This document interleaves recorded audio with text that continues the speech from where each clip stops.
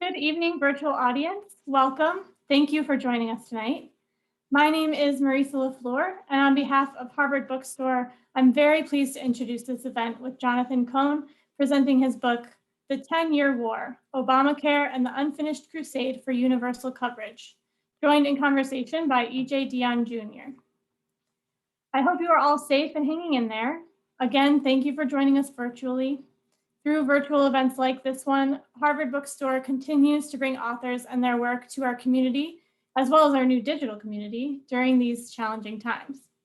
Every week, we'll be hosting events here on our Zoom account. And as always, you can find our event schedule on our website at harvard.com/events. And you can also go there to sign up for our email newsletter and browse our bookshelves from home. This evening's discussion will conclude with some time for your questions. And actually, you can feel free to submit questions at any time during the talk by clicking on the Q&A button at the bottom of the screen, and we'll get through as many of those as time allows. In the chat, I'll be posting a link to purchase The 10-Year War at harvard.com, as well as a link to donate in support of this series and our store. Your purchases and financial contributions make events like tonight's possible and help ensure the future of a landmark independent bookstore. So thank you for showing up and tuning in support of our authors and the incredible staff of booksellers at Harvard Bookstore. We sincerely appreciate your support now and always. And finally, as you may have experienced in virtual gatherings these last many months, technical issues may arise. If they do, we'll do our best to resolve them quickly. So thank you in advance for your patience and understanding. And now I'm so pleased to introduce tonight's speakers. Jonathan Cohn is a senior national correspondent at Huffington Post, where he covers politics and policy. A former senior editor at the New Republic, he has written for the New York Times, Atlantic, and Self, and many others. He has won several journalism awards, including from the Sidney Hillman Foundation and the Association of Healthcare Journalists. His previous book, Sick, The Untold Story of America's Healthcare Crisis and the People Who Pay the Price, was a co-winner of the Harry Chapin Media Award and a finalist for the Robert F. Kennedy Book Award, among others. The Washington Post called him one of the nation's leading experts on health policy. He'll be in conversation tonight with Washington Post political columnist Dionne Jr. is a senior fellow in governance studies at the Brookings Institution, a government professor at Georgetown University, and a visiting professor at Harvard University. He's the author of several books, including his most recent, One Nation After Trump, and is the recipient of many awards, including the Hillman Award for Career Achievement from the Sidney Hillman Foundation. Tonight, the two will be discussing Jonathan's new book, The 10-Year War, which covers the history of the Affordable Care Act through interviews, emails, memos, and other primary sources on Capitol Hill and in the White House, to examine the decades-old argument about American healthcare and how to fix it. The Guardian describes the book as informed and nuanced. Cohn persuasively argues that the combatants in the healthcare fight operated with less than perfect knowledge and that preconceived convictions too often clouded their judgment. Laced with interviews and quotes from both sides of the aisle, his book is definitely newsworthy. And in a starred review, Booklist notes, with writing that is lively, engaging, knowledgeable without being scholarly, detailed without being pedantic, Cohn is an exemplar of investigative expository journalism at its best. We're so pleased to have them both here with us tonight. Without further ado, the digital podium is yours, Jonathan and EJ.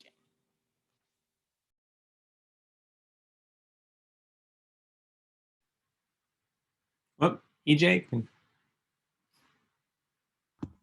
I always say that whatever is bad about the pandemic, it's the first time in my life where people tell me unmute yourself. So thank you for that. I can't tell you what a joy it is to be here with Jonathan and also at the Harvard Bookstore. It's one of my favorite bookstores in the world. I think Harvard Bookstore and down here in DC where I am, Politics and Prose are just two of the great bookstores in the country that really prompt extraordinary conversation, particularly about civic and public topics. And it's a real joy to be with Jonathan, whom I met when he was 22 years old. He edited something I wrote when he was 22, and he was a really good editor then. And this is a great book. I want you to go I can do this. You don't have to do this, Jonathan. I can be P.T. Barnum here. You should go to the chat and pull down that link and order this book. It is really a great book. If you looked it through mine, it is full of underlinings and great and stars and yes. It's a really fine account. And just so you know who Jonathan is, when the Affordable Care Act was debated and passed, there were really two people in the country you needed to read every day to know what was going on. And one of them was Ezra Klein, who many of you know, and the other was Jonathan Cohn. And they covered this. And so the book is called The 10-Year War. And this is really Jonathan's 10-year war to write this book. And he talked to everybody. I told him I was surprised he didn't sort of connect through a Ouija board with Harry Truman to talk about Harry Truman's efforts to pass a healthcare law. It's a great book. And so let me just start with a question I said I'd ask you, Jonathan. It's a good way maybe to get into the conversation. Oh, incidentally, please send your questions in the chat and I'll start bringing them in.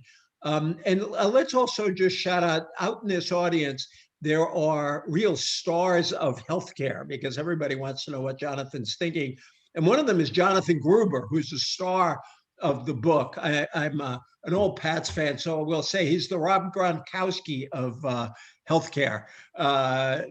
Sorry, Jonathan is not a Patriots fan, but he is a Michigan fan, so he's a Red Sox. Now, but Jonathan Gruber is a Red Sox fan. You say the David Ortiz would work, for example. Oh yeah, or the Dustin Pedroia. Anyway, welcome, Jonathan. Please send us a question.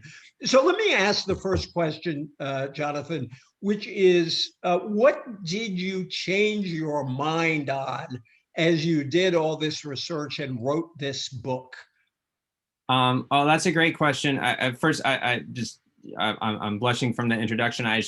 Very quickly, and I know people want to talk about the book, but you should know that EJ is, in addition to being one of the giants of political journalism, one of the very kindest, nicest people you will ever encounter. And one of the reasons I got to edit him when I was 22 is because I met him as a just out of college student who had no idea what was going on at a big convention. And he was the most unassuming, just said hello to me and was kind. And he's like that to everybody. So, I mean, you don't need me to tell you what a great journalist, what a brilliant person he is, how his books have influenced everybody, including me, but just he is a true mensch, which if you know my tribe, you know, that is the highest compliment we can pay.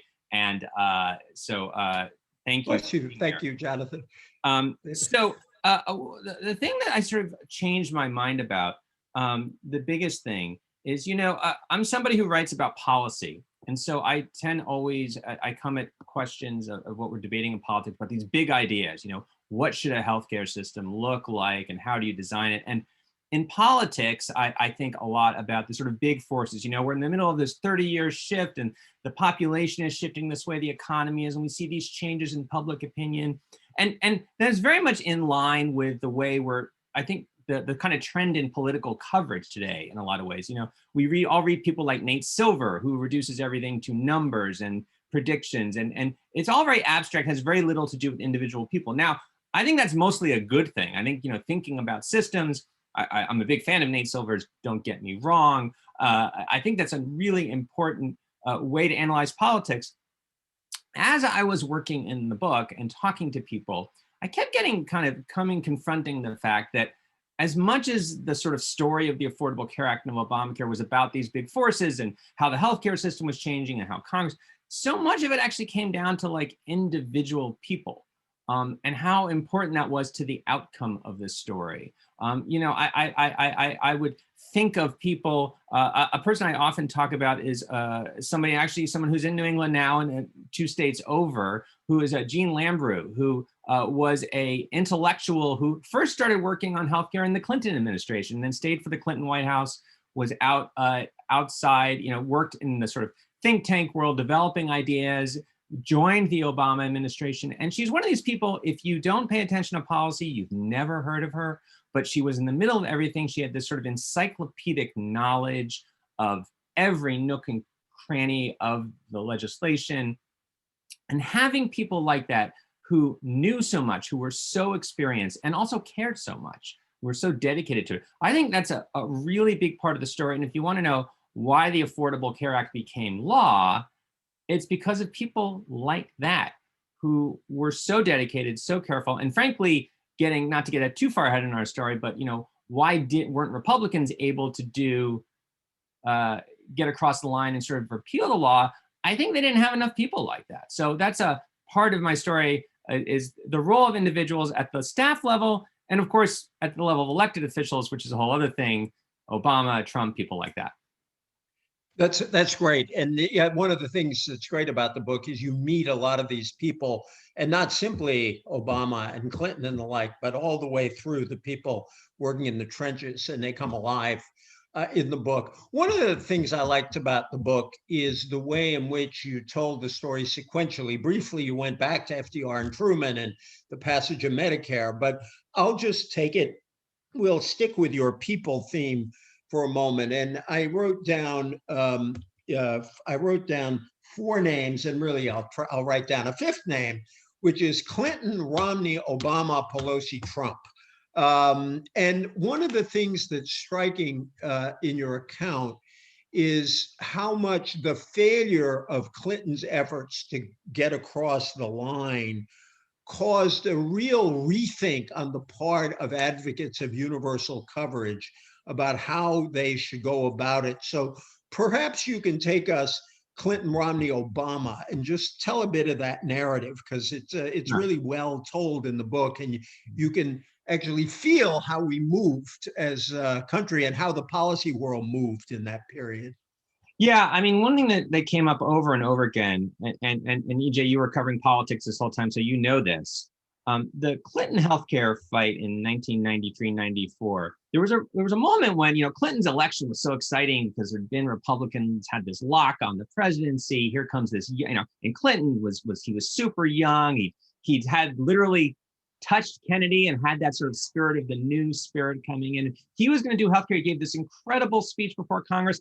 Hillary Clinton goes before the committees and testifies, and she's Hillary Clinton, so she dazzles them. And there was a moment when it really seemed like it was going to come together during the 90s. And then the thing collapses, and it is a catastrophe. And it left this deep psychic scar on all the people who had been working on healthcare reform. And there was a sense that, the party as a whole, just for years, they wouldn't even touch a big health. It was like, don't talk about healthcare to us. But for the people who were sort of advocates of this, who had been working on it for years and years, I mean, they knew there was going to be another chance, because the healthcare system wasn't going to get better on its own. It was going to get worse. And they just spent those years obsessing really over what had gone wrong. How do we not make these mistakes again? And they spent, years putting together a plan and a strategy, really with this singular focus on getting over the hump, getting past the failures, not just from Clinton, but from, Carter and Truman, going way back.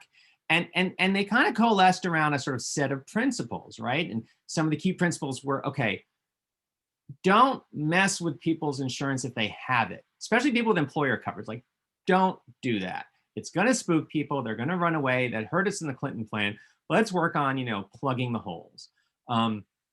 Let's, don't try to just get in a big knockdown, drag out fight with the drug makers and the hospitals and everyone who's in the healthcare industry. Bring them to the table, try to get a coalition together so everyone can be united on this, because you can't beat those guys. They're just too powerful. Try to avoid looking like it's too much big government. This is still a fairly conservative country. Faith in government is a fraction of what it was like in the 50s and 60s. So you have these principles, these ideas, and lo and behold, in Massachusetts, for a somewhat complicated set of reasons that had to do with Medicaid funding at the time, the situation in Massachusetts, they end up passing a plan that, kind of fits this criteria. And critically, it's a Republican governor, Mitt Romney, who's signing it. And there's actually scholars from the Heritage Foundation, which is a conservative think tank, up there at the signing ceremony saying, we think this is a pretty good plan. And it was really a kind of the way to kind of get to the liberal goal of universal coverage, but through a conservative means. And that didn't disrupt a lot and didn't require huge new tax increases. And it was like a light bulb went off, literally, well, not literally, but figuratively. And I interviewed Obama about this, and without me even saying anything, we went through the exercise. How did you end up embracing this idea? And he said, well, we saw what happened in Massachusetts that really, that inspired us. And we heard from people who worked on it, like John Gruber. And, we thought that was the way to go. And so you had this situation where there was a consensus on what reform needed to look like. Something very similar to that happened in Massachusetts. And there was just this sense from all the Democrats, even people who didn't love the Massachusetts plan, okay, this will work. Let's try this.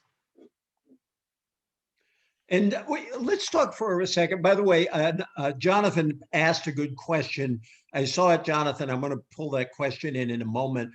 And an anonymous viewer asked, am I chewing tobacco? And no, it's Nicorette gum, and I'll stop chewing and distracting you, but it's a fair question.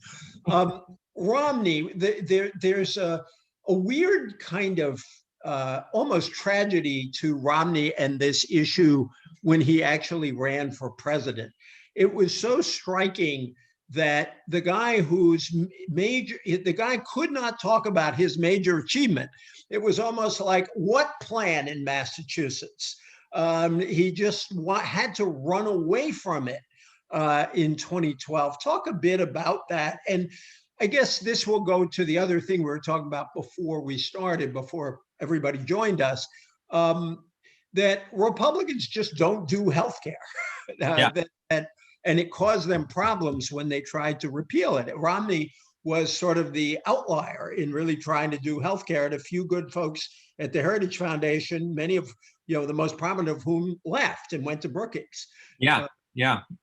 Well, I'm a bit of a Romney obsessive, to be honest with you, for various reasons. Partly because I got to know him when he did healthcare in Massachusetts, and partly because he's from Michigan and he's got a family history here in Michigan where his father was the governor, and that's where I live. And I profiled him a long time ago, looking at his childhood and growing up, the son of this very prominent Republican. And and George Romney, his father, was really an archetype of the old school moderate Republican. I mean, he was a Republican governor of Massachusetts, of Michigan. But he got along with the labor unions really well, and he favored a higher minimum wage, and he was an advocate for civil rights, and he had fought with Goldwater and the Goldwater wing of the party way back in the 60s. So Romney, is somebody. Romney's not a healthcare crusader by any stretch of the imagination. He's not looking to do universal healthcare when he gets into office. That's not, it's not his goal. It's not his. He doesn't. I don't get the impression saying that particularly matters to him as a moral principle in the way it does to many Democrats. He is, however, two things. Number one, I do think he has this sense of leadership in public service that very much is the Romney family mantra of you do what's good for your country. That's your job, and less of an ideologue, if you will. And then the other thing is the guy's a problem solver. He came up through the financial industry and consulting, and he's a really, really smart guy. He's very analytically minded, and he gets into office, and this is presented to him originally as a problem to solve. State of Massachusetts, we're spending lots of money on charity care, and isn't there a better way to do this? And the system's very inefficient, and it's gobbling up our budget. And then the sort of real impetus to sort of move ahead on the plan is that the state's going to lose a bunch of money from Washington, D.C. because of the way Medicaid is funded if they don't change their coverage scheme. And Romney, this is who he is. It's like, okay, there's a problem, I can solve it, give me the numbers, and it just made sense to him. It was a logical thing to do. And he was, this was he's a conservative. This plan has conservative elements to it, so he could feel, the individual mandate in particular, I think he thought about it and he sold it as individual responsibility, which is something he cares about, but he was solving a problem. He gets it done, and he was very proud of it. If you go to see his official portrait in the state of Massachusetts, there's two things on the desk. One's a picture of his wife, and the other is a copy of the Massachusetts healthcare law. I mean, he really took great pride in that. And then he gets to run for president in 2012, and lo and behold, everyone hates him for it, and he's getting, denounced by the Wall Street Journal, the guy who gave us Obamacare. And he gave a very big speech here right at the University of Michigan, which is, a mile away from where I live, at the medical center, explaining his position on healthcare. And it was this tortured explanation of why he had done this in Massachusetts and why it didn't make sense for the rest of the country. And, he's a smart enough guy that like intellectually it actually fit if you really thought about what he was saying. I mean, it wasn't illogical, but it just made no sense. And it was so obvious that he was bending over backwards to renounce something that he had thought was a pretty good idea. Not just a pretty good idea, but he had put his muscle into it and been instrumental in making it law in Massachusetts, and people were better off because of it. I mean, it was a real shame. It was a shame. It was really fascinating to watch him have to do that at the time. Let's go through briefly, and people should read the book to get the full story, but which is available to you in the chat. You can click on the chat to buy the book. What a mess the passage of this bill was, and you go through it in wonderful but not excessive detail. That is to say, with plenty of detail, but in a way that's very engaging. You've got first the endless negotiation and the endless effort to get Republicans to come on board. And I think I'd like you to reflect when you answer this question on lessons we can take now from that process, because early Joe Biden is taking a lot of lessons from early Obama. And some of them have to do with fruitless efforts to get Republicans to come on board things. And that went on and on and on and delayed and delayed and delayed. And then you have where the House passed a bill, the Senate couldn't even get one out at the summertime. I've always thought if they had both passed bills in the summer, this whole story would have been a lot better. Yeah. I'm curious about that. And then, they finally get these bills through Congress. And what happens? Massachusetts elects Scott Brown to the Senate, and the Democrats suddenly don't have 60 votes anymore. And I'm telescoping the whole story, but the whole bill, it struck me, got a bad rep in part because the process to get it done was so long and so ugly. And I'd just like you to reflect on that a bit. Yeah. Well, there's no question the long negotiations hurt, and this had always been the fear of people like Rahm Emanuel, who was the chief of staff, who was desperate to move things along. And I think everybody. So the two things to remember are, number one, early on they made a decision they had to get 60 votes in the Senate. There's this budget reconciliation process where you can pass things with just 50 votes. And for a number of reasons, they felt like they couldn't do it. And so they had to get 60. And at the beginning of 2009, they had 58 Democrats. So they were stuck trying to get 2 Republicans. Now, over the course of the year, they pick up 2 more seats. So by the time they get to the summer, they have 60. But now you got to keep your 60, and you got conservative Democrats who don't like this plan. So it was a real struggle. So there was always they weren't ever going to try to do this in 2 months or 3 months. It was always going to take some time. But they thought it was absolutely necessary. Obviously, as the year went on, more and more people were like, okay, we need to just do this on our own. And especially once they had 60 seats, they were like, okay, let's just do this by ourselves, pull the plug on negotiating with the Republicans so we can move this through. I think you're right. Had they been able to get it through earlier, that certainly would have been better. I will say this. I'll say 2 things that I learned in my reporting that somewhat complicate this, and I both think do have relevance for the future. So the first is, we look back now and think, how ridiculous is it that the Democrats thought they would get Republicans? That was always my attitude. I mean, what were they thinking? And certainly, I don't know anybody who thinks that Max Baucus needed to wait as long as he did for pulling the plug on negotiations. I mean, it was pretty clear by the middle of summer this wasn't going anywhere. What I did not know until I did my reporting, and actually saw memos on this, was how much Baucus in particular, but other Democrats also, believed it was possible to pick up a couple of Republicans. And they were believed this in part. 2 things I sort of cite. Number one, Orrin Hatch, who had worked with Kennedy previously on bills, in 2008, as this was becoming clear, dispatched some of his aides to Kennedy directly, very quietly, and said, hey, you gotta want to do a bill just me and you. Now, Kennedy didn't go for that. He thought that was not a good way to do a bill, but Hatch was really interested in doing something. I don't think Hatch would have ever gotten to something would have been acceptable to Democrats. He's a very conservative, but I think the interest was genuine. He had a very close relationship with Kennedy. He had done the children's health care bill before. That was not out of, it was not crazy. And then Grassley had this very weird relationship with Baucus. And, I've seen notes of conversations, and he was certainly expressing himself in a way that made it sound like if he could find a way to get to yes, he wanted to get to yes. So that is the one thing that's surprising. The other thing was, I interviewed Harry Reid about this, and I'm sure you've interviewed Harry Reid many times. It was actually the first time I'd ever spoken to him, and he's incredibly charming and fascinating and interesting. So I asked him, I said, don't you wish you could have just moved that train along faster? And he kind of hemmed and hawed. And the one point he made, and this really kind of stuck with me, was he said, if we had moved faster and we'd really pushed a bunch of these Democrats, these conservative Democrats who didn't want to do it, I'm not sure they would have been there at the end. That it took that long negotiation for them to get fully invested in the process. And they had to come. I mean, one of the reasons they were negotiating with Republicans wasn't to win Republicans so much. It was to convince conservative Democrats that they were trying to win Republicans, so that those conservative Democrats could go back home to their voters in Arkansas and North Carolina and say, hey, we tried. And the reality is, by the time they get to the end of 2009, in November, December, even the conservative Democrats are fed up with the Republicans. They're like, you know what?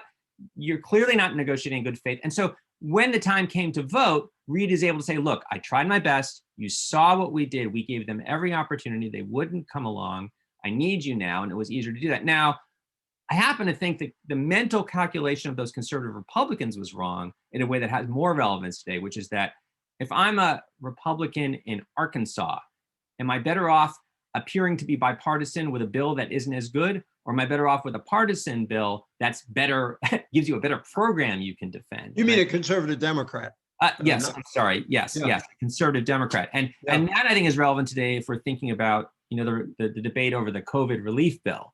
If you're Joe Manchin from West Virginia, it doesn't look great if you're voting with the Democrats because you're in a very Republican state, but that's probably worth it if the end result is a COVID bill that helps people in West Virginia a lot more. And I think that's a big lesson from the ACA, is that if you're choosing between a better bill or one that's passed on a bipartisan basis, go with the better bill.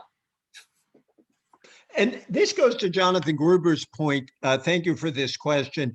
Would love you two to discuss how much of a difference it could have made if the bill wasn't trying to be deficit neutral.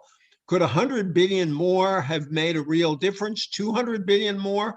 My view is that less than 200 billion more spent stabilizing the exchanges could have made a big difference. But am I naive? Was the train already out of the station and nothing would have mattered as long as Obama's name was on it? Yeah. So just to kind of give background to this question, there was as the bill was being negotiated, it was agreed eventually that the total spending couldn't be more than $1 trillion over 10 years. And in addition to that, and it had to pay for itself. And that and not only pay for itself, but it was going to actually reduce the deficit. So whatever was going out the door had to be less than what was coming in. And that had profound effects on how the program worked later on, because that, if you weren't spending, the more money you spent, the more you were helping people in terms of giving them money to help them buy insurance. The cheaper the bill was, then the less assistance people would get and the more expensive their insurance would be. And John knows all about this because he was working up the model. He was the economist doing a lot of the modeling to show what happens if you spend extra money or not. So let me first say that if what John is basically asking here, he's saying, if it was, if the total spending was like $900 billion over 10 years, which is kind of close to where it was, if we had spent an extra $100 billion or an extra $200 billion, so it was over $1 trillion over 10 years. I know that's a lot of numbers for a Zoom talk without, I should be like Steve Kornacki with my board here, but basically, you do that well, actually. I could see you doing that. Yeah. They were spent a little more money, a little more government spending. Wouldn't that have made it work better? And my answer is, I think so. And certainly if John Gruber thinks so, he knows better than I do. So the answer is yes. So the question is, was there a way to do it politically? And that's where it gets tough. In talking to the people who were working on this, especially the liberal Democrats, people who worked for Henry Waxman, people who were liberal advocates.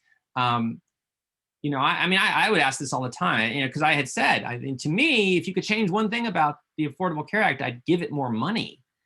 And, they said it was a politics issue. you had a whole bunch of forces that were compelling the sort of that were pushing in the direction of less spending and deficit reduction. You had, it was coming from conservative Democrats who thought big spending looked bad to their voters, and who thought deficits looked bad to their voters. Some of it was coming from the White House. It was a principled economic. I mean, President Obama firmly believed that this was as much about, well, I don't know as much, but he certainly was committed to the idea that a main goal of reform was to reduce the deficit over time, because healthcare costs were going to, cause such fiscal problems in the future. And he was being advised by people who firmly believed that. Peter Orszag being the most obvious person. And I say that as, Peter is an economist who spent years, kind of learning about healthcare delivery and cared passionately about this. And I mean, it was not, these were not crazy notions by any stretch. So there was a principled reason, there were political reasons. And, once you kind of got into the box of saying that you had to be, it had to be reducing the deficit, well, that really constrained what you could do. I mean, again, I quote in the book Karen Nelson, who was the healthcare advisor to Henry Waxman, and basically like an extension of Henry Waxman's brain. And we were talking about this very thing. And she said, Henry Waxman, for those who don't know, is one of the most legendary members of Congress who passed an incredible number of bills that were very important to consumers and healthcare and a whole bunch of areas. Yeah, I mean, he's basically got his fingerprints on like half the welfare state and half of environmental protection too. Yeah. I mean, he was a force of nature. I don't know I can't think of anybody in Congress now who is anywhere in his league in terms of that record. And healthcare was one of his big things, and Karen Nelson was the person who advised him most closely on healthcare. And I don't remember her exact quote, but it was something along the lines of, we were in a box. Every time, because as they got to the point where they were near the end of negotiating this and they wanted to increase the spending, at that point, most people thought, yeah, it would be good to spend a little more money, but you had to find the money somewhere. So where are you going to get it? You're going to take it out of the pocket of the drug industry? No, then the drug industry is going to fight you. You're going to take it out of the hospitals? No, they've already said they're giving as much as they're willing to give. Well, can you have this tax? No, because the senator from, South Dakota or North Dakota and Arkansas and Louisiana, no, you can't do that. And you kind of went down the line, and there was eventually no money. And they kind of, they did the proverbial looking in the couch for all the loose change, and they just didn't have it. So that's a very long answer to the question of, I do believe, had they either not been committed to deficit reduction, or quite honestly, not been committed to such honesty about it. I mean, they were really rigorous about this. I mean, you had a lot of people advising the president, a name that comes up, because I just remember someone telling me this. They were like, I said, why didn't you just fudge it a little bit? I mean, that's what Washington does. And I remember this person saying, I don't think Jason Furman would have let us do that. And Jason Furman, who actually teaches at Harvard now, is an economist, a very principled guy who, I think he would have objected on grounds that we want to play by the rule. It's important to be honest in governing. I mean, that was a value. I think Obama believed that. I mean, there was a commitment to intellectual honesty that, is on the one hand quite admirable. I'm not sure it's politically useful. There are two questions about now that come right off what you just said. The fact that this program could have been structured with a little more generosity could have made a big difference in the way it actually worked, a little more money. So I'll read both questions to you. Edward Murphy asks, what do you think of the proposed changes in the ACA and the reconciliation package that's likely to pass Congress? They sound good to me. That's related to Zachary Carabel's question. Congrats on the book, he says, by the way. Please, which you can buy on the chat, please share your thoughts about what happens now with all of the problems with the Affordable Care Act, especially escalating prices and the hostility of Republican states to the exchanges, as well as the fact that Congress hasn't been unable to fix those issues. So yeah, some efforts to fix it in the rescue stimulus and this other question. They're good questions. Yeah. So, I mean, the Biden administration has made very clear what they want to do, and they're already working on it. I mean, there were sort of two big things that have happened. Well, three big things that have happened to the Affordable Care Act in the last, since its implementation. So one is there was, efforts at sabotage and trying to repeal it by the Republicans. They never did succeed in repeal, but the Trump administration, when it was in power, was able to make a lot of very small regulatory changes by, which I mean, changing things like the formula used to calculate something called actuarial value, which, you and John Gruber and maybe 5 or 6 other people in the audience know instantly what I'm talking about. Everyone else is like falling asleep at the mention of that word. But it's a way of calculating how valuable, how good your insurance is, basically. And the Trump administration basically went and turned all the little dials a little bit in one direction to make the program a little less generous. So the Biden administration has now come in and they're turning those dials back. And that's something they can do on their own. And they're already doing it. And they said they were going to do this. It's already underway. It'll take time because there's a process. They're going to do that. The second thing they can do is they can go and they can now add that money back. And they can do that in part because the attitudes have changed a lot. We're in the middle of this COVID relief period. Money's flying out the door. And in general, not only is there a crisis that people are not paying as much attention and just don't care, but I think that the thinking among intellectuals has changed, among the economics establishment, that we don't need to be so worried about deficits. And there's a very extreme version of that, which people who've read the book, The Deficit Myth, are familiar with, which is, we really don't have to worry about deficits except under certain circumstances. I don't think the profession as a whole is there, but there's certainly a more looser attitude, also a political sense that, if you're a Democrat, okay, this pattern keeps happening. We get in, we inherit this big deficit. We do all the really hard work of getting the deficit down. The Republicans come in, they blow it up with tax cuts, and then we have to do the cleanup. We're kind of sick of that. And maybe we should just do, our own, I don't think they're going to be as profligate as Republicans were, but certainly they're not going to bend over backwards on reducing the deficit either. So I think there's been a change in intellectual thinking. And it turns out we do have this crisis when we need to be spending money anyway. So the COVID relief bill has extra money in it to build up the financial assistance for people who are buying insurance on their own. And just to be very clear what this is both if you buy coverage on your own, if you're in Massachusetts, what's it called now? Is it still called the Massachusetts Connector? I forget. But if in many states, it's through healthcare.gov, you qualify for a tax credit that discounts the insurance, but it varies based on your income and it cuts off at about 4 times the poverty line, which is about $100,000 a year for a family of 4. Well, if Biden gets his way and the Democrats get their way with this new money in the COVID bill, everyone who's already getting a discount will get a bigger discount. And people who don't get a discount will start to get a small one, depending on their exact circumstances. Now, the asterisk there is that it's only for 2 years because it's part of the COVID bill. The assumption is they're going to try to then come back and make it permanent. So those kinds of changes, I do think, are the kinds of things we will see the Biden administration is already working on, and they're hoping to get that through quickly. And I think they have a reasonably good chance of it. When it comes to healthcare, if you're trying to do real reform like Obama did, and you're trying to get, change the way the industries are paid and change regulations, and you have winners and losers, that's hard. Just throwing money at it, I mean, everybody likes that.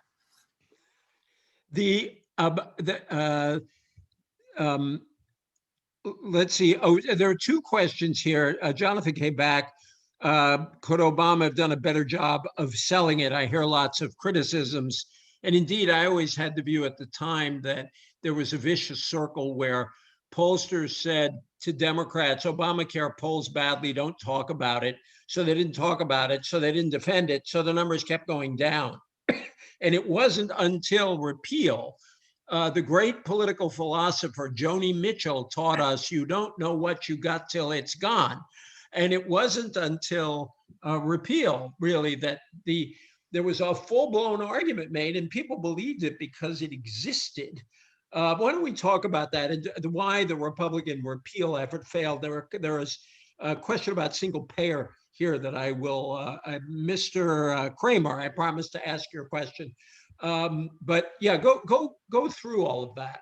Why the Republicans? Why they didn't do? They did not do a good job of selling it, in my view. I share that critique. They were timid about selling it, and then why the Republicans failed so miserably to repeal it, and it became popular again. It suddenly flipped, and the numbers started becoming positive. So I definitely think Democrats didn't do a great job of selling it. To be fair, it's hard to sell it when you're in that process. especially when you're doing this kind of bill. I mean, they had committed to this strategy, right, of negotiating with the industry and getting the 60 votes. And once you kind of went down that path, it was going to look something like this. You could have compressed it and done it more quickly, but at the end of the day, that's what it was going to look like. I think there are definitely moments where you could say, I thought Obama could have sold things better. But, you know, and I also think, you know, if I had one critique about their political approach was I think they really did a bad job of working with progressive groups. I think they kind of took them for granted. You know, there's a whole, I didn't get into as much of this as I wanted to in the book. Maybe I'll do a follow-up article. You know, there was a movement that had been growing to elect Obama. It kind of, they let it atrophy. And that's a complicated story on its own. So I think they could have done a better job of that. To be fair, it was hard to do. And, you know, there's a moment in the book I talk about, it's a really important moment in the ACA debate, when Obama gives a primetime press conference at the White House to explain how, you know, what this bill, because in the middle of the summer, the thing is polling badly. There's all, you know, legislation's ugly to watch when it's getting made.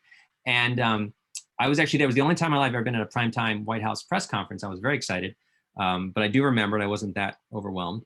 And you know, he gave these really long professorial answers that I thought were quite intelligent, and I understood everything he was saying. I didn't think if you didn't follow healthcare policy, you were kind of lost.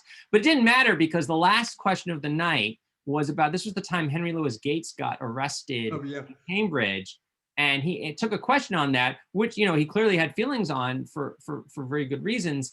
And that's all anybody wrote about. And actually, you know, the polling on the ACA plummeted. That was the single biggest drop ever recorded in the Obama presidency, I learned later in polling, was right after that press conference, because, you know, he was seen as racializing this, you know, incident, which, to be fair, you know, well, you know, people remember that incident. So, you know, they didn't do a great job of selling it. It was hard to sell. Republicans, you know, why they failed, there's a whole bunch of reasons, but I think one really important part of this was the sort of fact that, as you say, once it was really threatened, there was a groundswell to defend it. And it was a groundswell of activists. It looked a lot like the protests we saw during the healthcare debate. If you remember, in 2009, the Tea Party would protest at Democrats and really make a big show. They were angry and they were confronting members of Congress. And there was something like that in 2017 for the Republicans. It was not as confrontational, I think. And there was a darker edge to the Republican protests, the Tea Party protests. But it was similar. It was kind of a mirror image. And I think one of the reasons Republicans got into trouble was they had no idea that sentiment was even out there. It was amazing to me, Republicans, by the time they got to 2017, they were, as the expression, they were high on their own supply. They'd been listening to Fox News so much, and they were in this conservative media bubble where all you ever heard about Obamacare was that it was a disaster. It was terrible. The website didn't work. Everyone's paying too much more. The markets are falling apart. Nobody likes this thing. Now, each one of those, there was some, you know, the website did crash when it started. It was really bad. And there were some people paying more money. And the markets were unstable in places. But, you know, there was a whole other side to all these millions of people who've gotten insurance, and especially people with pre-existing conditions, which is, I think, a morally something everybody can sort of identify with. And they were out there and they were depending on this, and suddenly it's going to be taken away. Well, these people start showing up at town hall meetings. And they're like, hey, you know, I have, you know, this disease, you know, or my child was born with this condition, or, you know, I can't pay my medical bills if I don't have insurance. Why are you taking this away? And my sense was Republicans were really taken aback just that there were people out there who actually liked this thing. I knew it because I used to interview them. You knew it, but if you were living in the Fox News bubble, you had no idea. And this thing totally took them by surprise, I think. I mean, the smarter Republican strategist policy minds, they knew there was some of this out there, but I don't even think they quite grasped how much it was. And I also think Nancy Pelosi took a lot of grief for saying something that was shorthanded, like, we'll know what's in it when it passes. And the point was that voters didn't really know what was in this big, complicated bill. But when the benefits started flowing to people, they realized what they had. And the people who benefited from it were not willing to give it up. And that's why you had, in very conservative districts, hundreds and hundreds of people showing up to members of Congress. There are Republican Congress people saying, don't repeal this. I used to say at the time that was happening, I was saying a lot of people in those districts didn't even know there was another Democrat in the district. You know, they were so Republican, and all of a sudden there are hundreds of people at these meetings. So I think we answered Thomas Cohn's question briefly, the flawed release of the healthcare.gov affecting the law's popularity. I think that had a big hit at the time that we've said. Let me read two questions. I'm going to read two questions, and I want to read something at the end of your book that helps answer them. Wait a second, something disappeared here. Oh, there we go. Jonathan, I recall you were a supporter of single payer when you wrote your earlier book. In retrospect, do you think that would have been a better solution than the ACA? Would it have been politically feasible in 2009, or will it be any time in the future? And the other question related, not unlike that, is why were pharmaceutical companies and hospital groups given so much veto power over elements of the bill? Was it really necessary to get a good bill passed? Seems like it was placating donors. Was there a better reason? And I think Jonathan sort of answered that. The better reason was they killed Clinton Care. They didn't want it to be killed this time. But let me read something from the book to preface what you're going to say, which I liked at the end, where Jonathan talks about, yeah, some other things could have happened. He writes, maybe Obama and Harry Reid should have pushed Max Baucus harder. Maybe Baucus should have given up on the Gang of Six sooner. Maybe deficit reduction shouldn't have been such a priority. And maybe there were better places to spend capital than the individual mandate, than on the individual mandate. Maybe the healthcare industry deserved a little more hostility, to go to the question, and progressive supporters of reform a little more love. And then you write this: it's easy to imagine a substantially better version of the Affordable Health Care Act. It's hard to imagine a substantially better version of the Affordable Health Care Act getting through Congress, given the political environment that existed in 2009, 2010. That's a great little passage, which kind of answers both those questions, but single payer and the love to the industry. Yeah, I mean, yeah, this is, Obama has said this, and I would agree with it completely. You know, if you were starting from scratch, you would create a system that was either single payer or like one of the other successful systems in Europe, that they have elements of private insurance, but fundamentally they're organized with the same basic characteristics. Insurance is a right of citizenship. The government regulates prices. You don't have these multiple payers with, really confusing billing. There's basic guarantees of coverage, and everyone, that something like that. The problem is you're not starting with a blank slate. And you have to figure out how you get from where we are to, I think trying to use that as your kind of lodestar, that someday we want a system that looks like that has those characteristics, is the right way to go.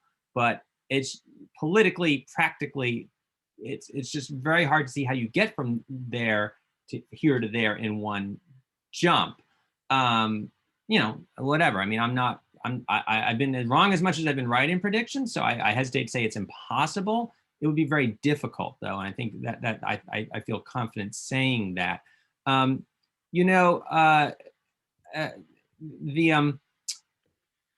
In terms of sort of second guessing all of those, all those individual decisions, I feel like if you isolate any one of those decisions, you can kind of say, yeah, actually, okay, they didn't need to wait till September to pull the plug on negotiating with Republicans. Couldn't they have gotten that done in June or July? It was pretty clear where that was going. And, they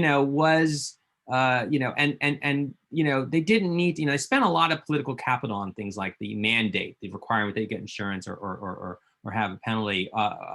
And they spent a lot of capital on this thing called the Cadillac tax, which basically was a very roundabout way of changing the way the tax system treats insurance that most economists believe drives up healthcare costs. And you kind of go down the list of those decisions. But if you really start to think about any one of those individual decisions, you'll quickly discover it's more complicated than you thought. I mean, there were there were reasons they did all of these things. They spent capital on the individual mandate and the Cadillac tax in part because they needed to satisfy the Congressional Budget Office to get a kind of clean bill of health and sort of approval. CBO is this authority to say, yes, this will reduce the deficit, and yes, this will expand insurance to lots and lots of people, which is something they had promised to do and that they needed to show in order to keep all the votes together. So if you say, well, what if they hadn't done the Cadillac tax? That would have been, would have been a more popular bill. Well, okay, yeah, but you might have lost votes. And you didn't have any votes to lose. And I guess my bottom line on the second guessing on all of this is this thing barely passed. I mean, if people get anything from the book and reading the ups and downs, is how close this thing came to falling apart so many times. And if Truman couldn't get it done, Kennedy with Nixon couldn't get it done. Clinton couldn't get it. These are some very talented politicians. The fact that Obama and Pelosi and Reid and Henry Waxman and Max Baucus and the ghost of Ted Kennedy, that they got this thing across the finish line. I mean, no one's going to get every right decision, clearly. But the fact that they got it done, I mean, that deserves our respect. And I think, to sort of, you have to kind of look at the picture as a whole and say, you know what? This thing's got all kinds of problems. It's not ideal in any way. It's really inadequate. We need to do so much more. But, hey, you got it done. That's huge. It's a big deal. Or I guess this is a family, I won't use the Biden expression, but a big bleeping deal. So I guess that's where I come down on the second guessing. I'm reluctant to do too much second guessing because they got it done. Here, you could tell the respect for Jonathan out there because the healthcare all-stars are out tonight. This is Harold Pollack, who has a question, who says, hi, Jonathan. One big disappointment in the ACA, we missed many opportunities to help Americans with disabilities. Many of us lined up behind the failed Class Act. We could have done many other things. Do you think Democrats will do better this time around? I hope so. I think so just to give background, the Class Act was part of the Affordable Care Act. It was intended to be a way to deal with long-term care and long-term care services, which are so important. That's for people in nursing homes. That's for people with disabilities. And I always say, whatever problems every problem of our healthcare system generally exists in the sort of narrow category of long-term care, only it's worse. I mean, it's really the worst part of our healthcare system. It's got so many problems. And actually, it's a hard thing to solve. Other countries struggle with it also. It's complex. There are a lot of modest things you can do along the way to fix it.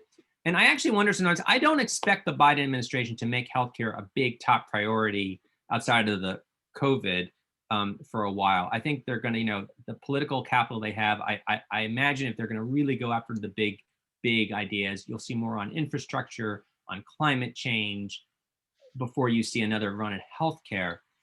That might actually not be the worst thing if you care about healthcare, because this is one of those things where if it's out of the spotlight, sometimes you can get stuff done, especially on something like disabilities, where actually there are a lot of Republicans who will work on that if it's not going to get them in trouble with the voters back home.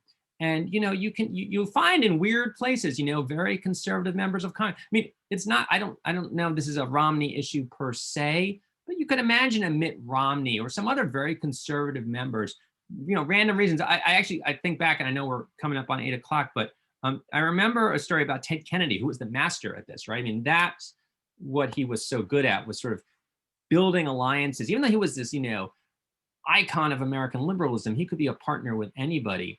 And there was a bill, I want to say, I don't know if I can get the details wrong. I think it was a stem cell research bill he was trying to get through. And he ended up winning over, as an ally, Strom Thurmond, of all people. The sort of segregationist, very conservative. I mean, there's no one in the United States Senate more opposite politically to Kennedy than Strom Thurmond. But Thurmond had a granddaughter, I think, who I want to say had some kind of congenital disorder. And he knew that. And he was able to kind of work that and sort of appeal to that personal issue and get Thurmond to support this thing and help get it through Congress that way. And so sometimes, with a big healthcare plan, obviously, that's going to be an all hands on deck thing. You're going to need a champion in the White House. You're going to need the lobbying, the big movement. Sometimes if it's a little bit off to the side, and something else is center stage, sometimes that helps a little bit. I think we are just about on time. If you can give us, can you authorities, that would be Marisa, give us about 5 more minutes? Is that possible? Can you just say yes in that chat? I want to ask one question and I want to read one section of the book before we close. You can give a short answer to this question. The question is, your phone rings, it's Joe Biden. And he says, Jonathan, I hear great things about your book. I heard you had a great event at the Harvard bookstore. Right now I don't have time to read the whole book. What can I learn from your reporting of this whole period about how I should govern now? What did you learn about the way American politics works? And given the context I'm working in, what would you tell Joe Biden if he called you, besides saying that it's a big blanking deal that he's calling you? Yeah, right. I would be very surprised by that phone call. Look, politics has changed. And I think Biden seems to get this, even though he's someone who's in the older sort of statesman tradition. We don't right now have a situation like we would want with a sort of cooperative governing party on the right. And so you have to be prepared to go on your own right away. We were saying earlier, don't worry about the process, worry about the product, get the best policy you can. Don't be afraid if it's just Democrats working with Democrats and you have to do that, do it. Always try to reach the Republicans. I think, if people like Romney, they're Murkowski, Senator Lisa Murkowski, they are out there. Maybe you can get them on board. I think that, but be prepared to act on your own, be bold, be quick. But then also, I would say, and I think this is not just for Joe Biden, but for everybody, governing is hard. No reform passed in the entire history of the United States was perfect. No reform passed in the history of the United States was close to perfect. It's always this, halting half steps. And if you're an idealist, if you're a progressive, you always want to think of what you want the world to be like, and you're going to be and you're going to get to a point where this is your ideal and this is what you've got. And I would say resist the temptation to be disappointed with that. That you find some way to still, you want to strive for the ideal, always get what you can. But at the end of the day, recognize that getting halfway there is a big deal. And it's something not just that you tolerate, but it's something you celebrate. Because I think success can beget success and failure can beget failure. I do worry about the liberal mindset that looks at every single achievement and sees it as half glass full, as opposed to half glass empty, as opposed to half glass full. And I think I've mixed like 3 metaphors in there, but you know what my point is. And you led right into what I wanted to read from the book. So I'm going to read the final 2 paragraphs of this book, which again, you can buy on the chat. It really, I've been saying this all night. I really did enjoy this book. I've told my kids to read it. So I mean what I say. Or there's a Joe Biden expression about, I mean that sincerely, Joe Biden likes to say. So let me read the 2 paragraphs. The Affordable Care Act is a highly flawed, distressingly compromised, woefully incomplete attempt to establish a basic right that already exists, and in most cases has long existed in every other developed nation. It is also the most ambitious and significant piece of domestic legislation to pass in a half century, a big step in the direction of a more perfect union and a more humane one as well.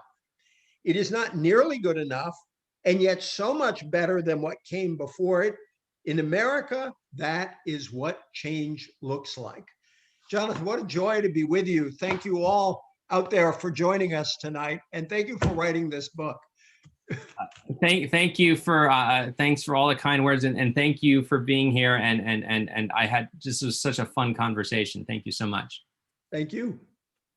Thank you both so much for joining us tonight, and thank you to everyone out in the audience for joining us as well. Please learn more about this book and purchase The 10-Year War at the link in the chat. And on behalf of Harvard Bookstore here in Cambridge, Massachusetts, I just want to say have a good night, keep reading, and please be well. Thank you, everyone. Bye-bye.